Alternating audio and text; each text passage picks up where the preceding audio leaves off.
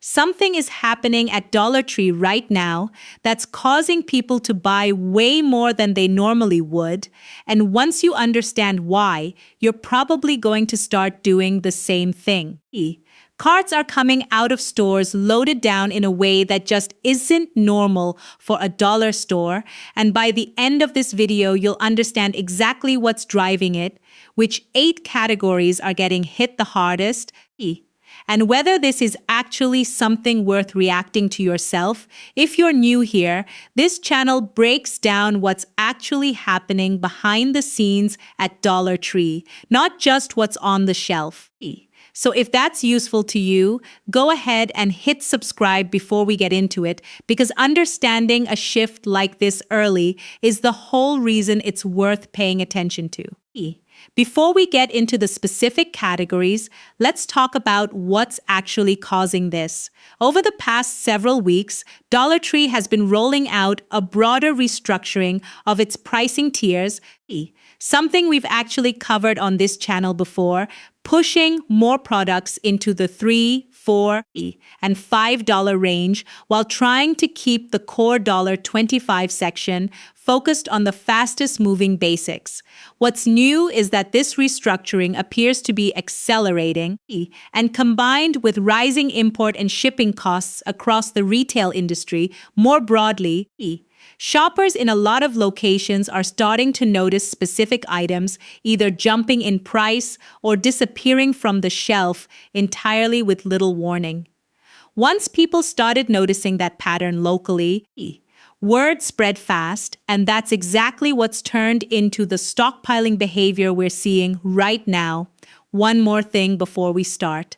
I'm not telling you to panic yourself. That's genuinely not the goal of this video.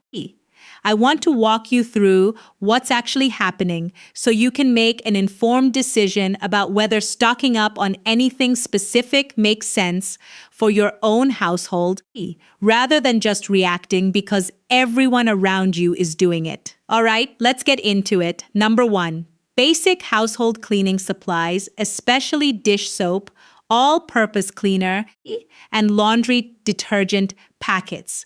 These have been some of the first items shoppers report seeing shrink in size or jump from the $25 tier into the higher price brackets. Cleaning supplies rely heavily on chemical ingredients and plastic packaging, both of which have seen real cost increases recently, and that's making this one of the categories most likely to see a permanent price shift rather than a temporary fluctuation. Shoppers who go through these products weekly are among the most vocal group reporting noticeable changes, since even a small shift in a product they buy constantly stands out immediately. Number 2, basic school and office supplies, things like notebooks, pens, and folders. Paper products in particular are sensitive to shipping costs given how heavy and bulky they are to transport in bulk, and shoppers stocking up ahead of the school year have noticed these categories thinning out faster than usual, partly from genuine demand and partly from people trying to lock in current pricing before an expected increase. Parents specifically seem to be driving a lot of this particular wave, buying multiples of the same notebook or folder set rather than the single pack they'd normally grab. Number 3, basic kitchen storage containers and food wrap. Plastic resin costs have been fluctuating for a while, and containers, being both plastic heavy and bulky to ship, are exactly the kind of category that gets squeezed first when input costs rise. A lot of shoppers specifically mentioned in-store conversations, noticing this section getting picked over faster than normal over the past few weeks, and once a few people start commenting on it publicly, it tends to accelerate the same buying pattern in other shoppers who might not have noticed otherwise. Number 4, basic first aid and health items like bandages, over-the-counter pain relievers, and travel-size hygiene products. Health and wellness categories tend to see less price flexibility than decor or seasonal goods because demand stays steady year-round, which makes them one of the more reliable indicators that a broader pricing shift is happening rather than just a seasonal clearance pattern. These items are also the ones most people are least willing to go without, which is part of why stocking up here specifically has felt more urgent to a lot of shoppers than any of the other categories on this list. Number 5, basic pet supplies, particularly pet food pouches and treats. Pet owners tend to be some of the most consistent, habitual shoppers in any store, and when they notice a favorite product jump in price or thin out on the shelf, they tend to stock up aggressively rather than risk switching brands. That behavior alone can accelerate a shortage even before the actual underlying cost increase fully hits, since pet owners are notoriously unwilling to switch a pet's food or treats even for a minor price difference, which pushes them towards stockpiling instead of substituting. Number 6. Basic party and celebration supplies like balloons, paper plates, and plastic cutlery. These categories are seasonal adjacent but also see steady year-round demand from birthdays and everyday gatherings. And shoppers stocking up here seem to be doing it less out of panic and more out of simple awareness that prices across the entire party aisle have been creeping upward for a while now, which makes this one of the more low-key categories on the list compared to the more reactive buying happening elsewhere. Number 7. Basic batteries and small electronics accessories. This is one of the categories most directly tied to global raw material costs, since battery production depends heavily on materials that fluctuate with international supply and demand. Shoppers who track this kind of thing closely have been stocking up here specifically because batteries don't expire quickly, making them one of the safer categories to buy in bulk if prices really are about to shift. And unlike food or cleaning products, there's essentially no downside risk to buying more than you need right now. And number 8, closing out the list. Basic snack and pantry staples, things like canned goods, crackers, and shelf-stable snacks. Food categories are often the most visible indicator of a broader cost shift because people buy them so frequently that even a small price change gets noticed almost immediately. A lot of the panic buying behavior people are describing online specifically started in this category before spreading to the others on this list, which makes sense given how frequently most households actually restock their pantry compared to something like batteries or party supplies. So here's the bigger picture behind all of this. When a retailer at Dollar Tree's scale starts restructuring pricing across this many categories at once, it creates a kind of feedback loop. The actual underlying cost increases are gradual and, in isolation, wouldn't necessarily cause noticeable shelf disruption.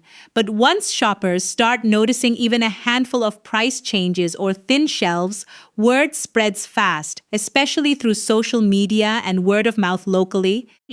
And that awareness itself drives more aggressive buying, which then genuinely does create the shortages people were originally worried about. In other words, some of what's happening right now is a real underlying cost shift, and some of it is the natural result of enough people reacting to that shift at the same time. This same pattern has played out at other retailers during past periods of rising costs, and it tends to follow a fairly predictable arc. First, a handful of shoppers notice a specific price change or a thinner shelf than usual. Then that observation gets shared, whether through a conversation with a neighbor, a comment on a local community page, or a video exactly like this one. Once enough people have seen it, buying behavior shifts from "I'll grab this if I need it" to "I should grab extra just in case."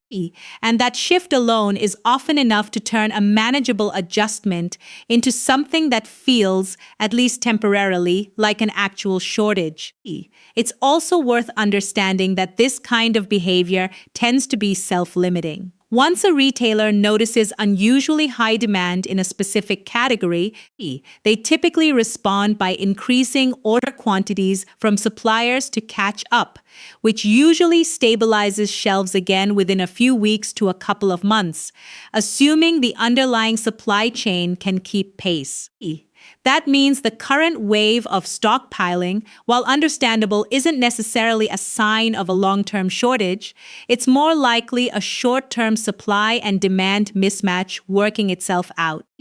So what should you actually do with this information? First, if there's a specific item on this list that your household genuinely goes through regularly, it's reasonable to buy a bit more than usual on your next trip, simply as a hedge against a price increase that does appear to be coming in several of these categories. This isn't the same as panic buying entire shelves. It's just being reasonably proactive about things you were going to buy anyway. If you already buy a specific brand of pain reliever or dish soap every month, grabbing 2 or 3 instead of 1 this time around isn't excessive. It's just planning ahead with information you didn't have before. Second, avoid the trap of buying in bulk purely because you're seeing other people do it, especially for perishable items or anything you don't actually use regularly, since that kind of reactive buying is exactly what turns a manageable price adjustment into an actual shortage. It's worth pausing for a second in the aisle and asking yourself honestly whether you'd be buying this much of an item if nobody else's cart looked the way it does right now, because that gut check alone tends to separate genuinely useful stocking up from buying, driven purely by what everyone else around you is doing. And third, keep an eye on your specific local store rather than assuming national reports apply evenly everywhere, since restructuring like this tends to roll out unevenly, and your store might be weeks ahead of or behind what's being reported more broadly online. A store in one part of the country might already be through the thick of this shift, while a store somewhere else hasn't seen much change at all yet. So what you're personally seeing on your own shelves is a much better guide than a general national trend. A fourth thing worth mentioning is to pay attention to unit pricing rather than just the sticker price when you are stocking up, since some of the price adjustments happening right now come with slightly smaller package sizes rather than a straightforward price increase. And comparing the actual per unit cost tells you whether you're really getting ahead of a price hike or just paying the same amount for less product. Once you understand what's actually driving behavior like this, it changes how you interpret a crowded, picked-over shelf the next time you see one. It's rarely as simple as a single dramatic event. It's almost always a combination of a real underlying cost shift and the very human tendency to react more strongly once we notice other people reacting too. That combination is exactly what's playing out at Dollar Tree right now, and understanding it puts you in a much better position to respond thoughtfully instead of just following the crowd. It's also a reminder that a lot of what feels like sudden, dramatic change in retail is actually the slow accumulation of smaller shifts that only become visible once enough people notice them at the same time. The pricing adjustments behind this particular wave have likely been building gradually for months, quietly, one small change at a time, long before it turned into the kind of visible, cart-filling behavior people are talking about right now. If you found this breakdown helpful, let me know in the comments if you've noticed any of these categories getting picked over at your local store, because I know this is playing out differently depending on where you're shopping. I genuinely like to hear whether your experience matches what's being described here, or whether your local store still looks completely normal, since that kind of first-hand comparison is honestly more useful than any single report. Make sure you're subscribed so you catch the next update on this, since I'll be keeping an eye on whether this pricing shift stabilizes over the next month or keeps accelerating. Thanks so much for watching, and I'll see you in the next one.